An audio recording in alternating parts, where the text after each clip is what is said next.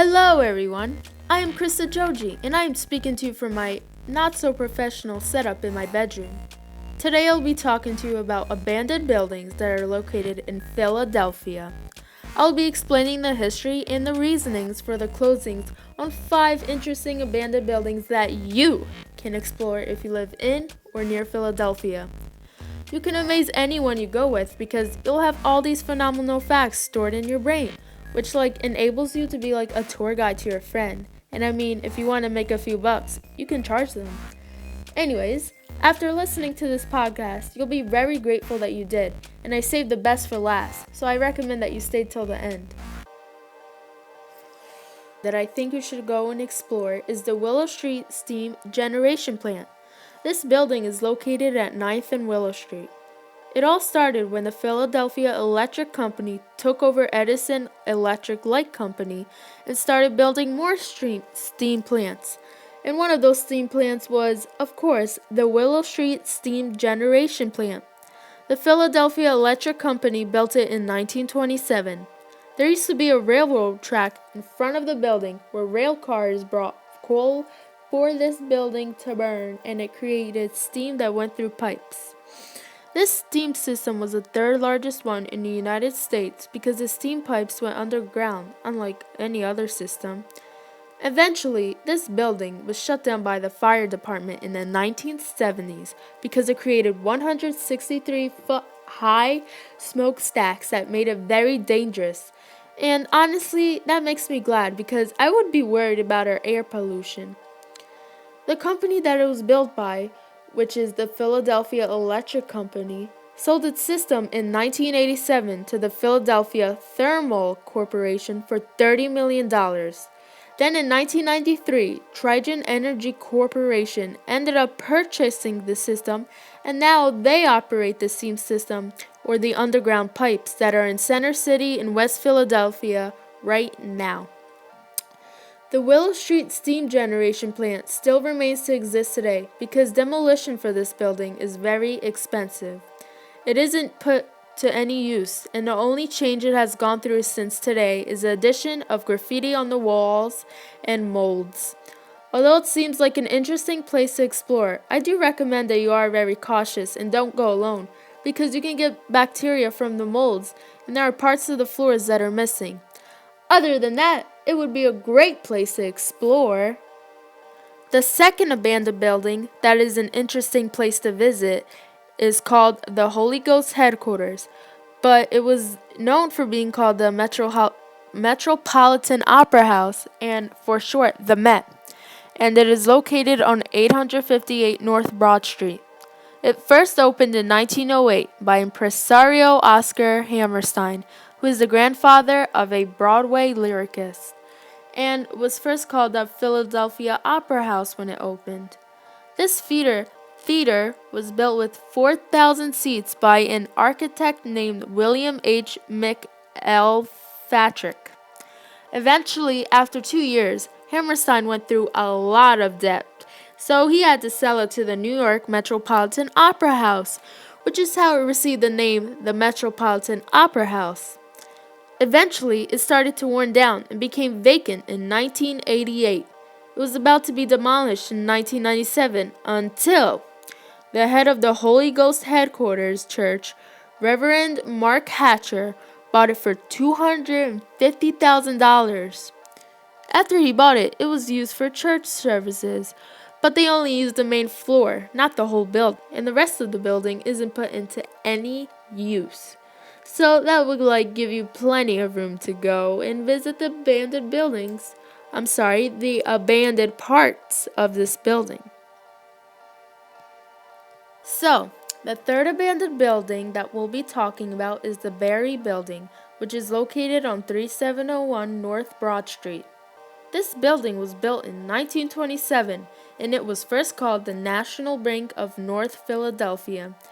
Then its name changed to the Berry Building because they named it after the bank's first president, Charles E. Berry, who also used to be the president of Temple. It has 14 stories with classic art decorations, which was designed by William H. Lee. It was the only building with classic art decorations that is not located in downtown Philadelphia. This building became a part of the National Register of Historic Places in 1985 since it was one of the first national banks in Pennsylvania. Eventually, this building grew vacant in the late 1980s and still is, yeah.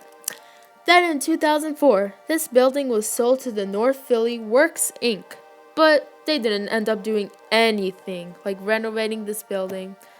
Then in 2008, it was planned to turn the Berry building into a place to house 900 state employees because the state office building was sold and they needed a place to house those state employees.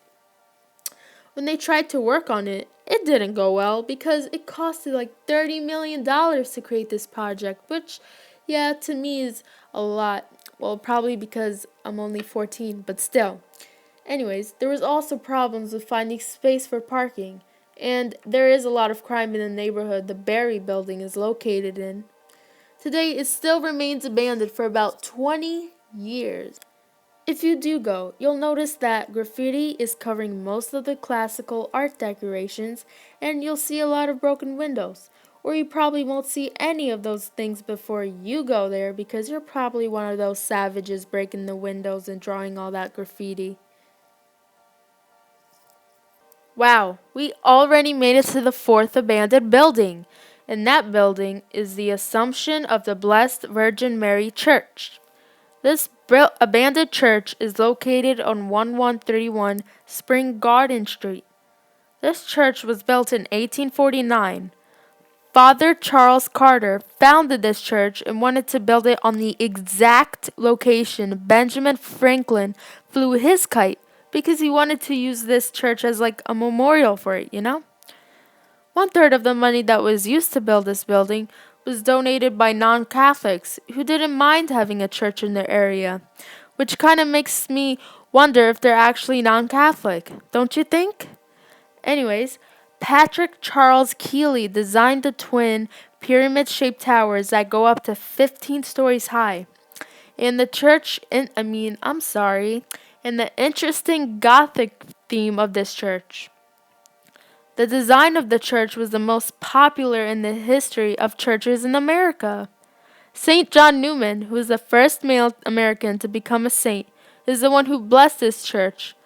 Also, St. Catherine Drexel was baptized in this church, and she was the one who founded the Sisters of the Most Blessed Sacrament, which is like an organization that runs religious schools, and the baptismal font that she was baptized in is still at the church today. So, why not take a dip? No, I'm just kidding. Don't do that.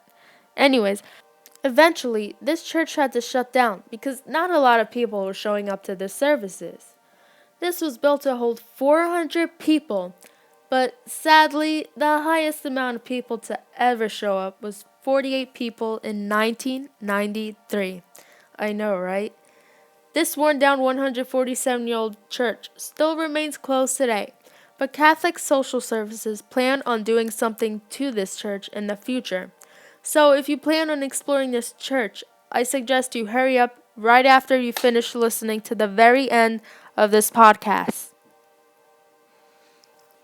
Now, the final abandoned building, the one you have all been waiting for, and I hope it's not because you want to make it to the end, but the final abandoned building is the Divine Lorraine Hotel. This historic building is located on 699 North Broad Street.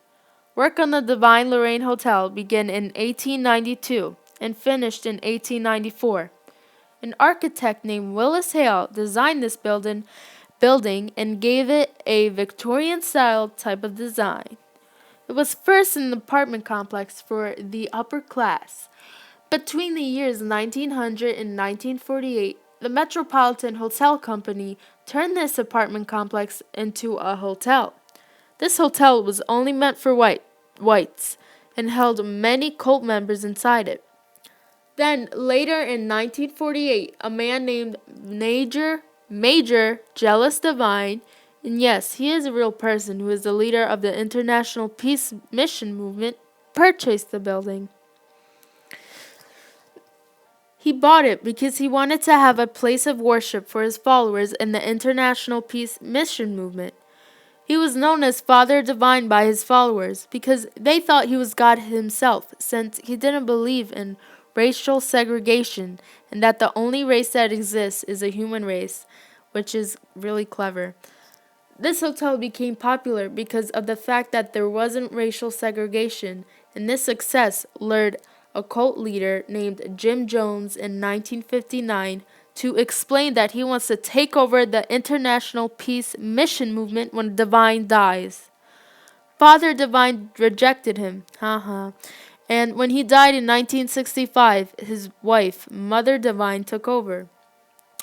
Jones then returned in 1971 and told the followers of the International Peace Mission movement that Jones himself was actually Father Divine reincarnated so that he can own the building. Since things didn't work out for Jim Jones, he founded the People's Temples and out of anger led 900 members of his temple to a mass suicide in November 1978 in Jonestown, Guyana.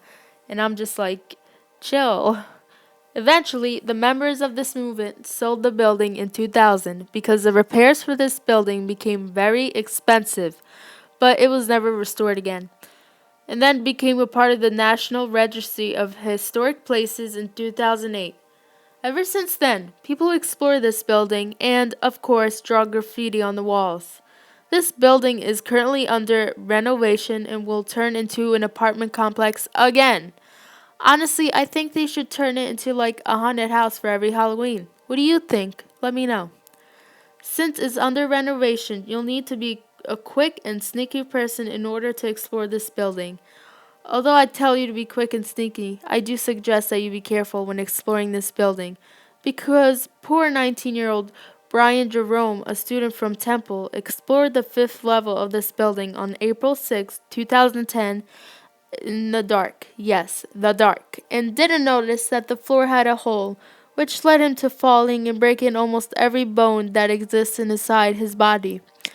Other than that, the Divine Lorraine Hotel is filled with a lot of interesting history and is filled with a lot of views to take in. So have fun exploring.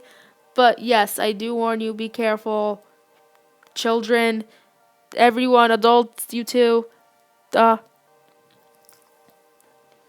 wow, where does the time go? We already made it to the end of this amazing podcast that ever existed in the history of podcasts. Or at least that's what I think. I hope you enjoyed learning about the abandoned buildings that you probably didn't even know existed in Philly. Just sad. Let me know if you either like listening about the Willow Street Steam Generation Plant, the Metropolitan Opera House, or the Holy Ghost Headquarters, the Berry Building, the Assumption of the Blessed Virgin Mary Church, the Divine Lorraine Hotel, or just simply all of them because, they were all good, you know? Now, stop listening to the podcast, or actually, before you do, please leave a good recommendation because that would be sweet. And after you do that, go explore one of these abandoned buildings and make sure you bring someone with you so you can amaze them with all the knowledge you have on these abandoned buildings, or if you just simply want to make a few bucks. I'm Krista Xhoxhi, and thank you guys for listening.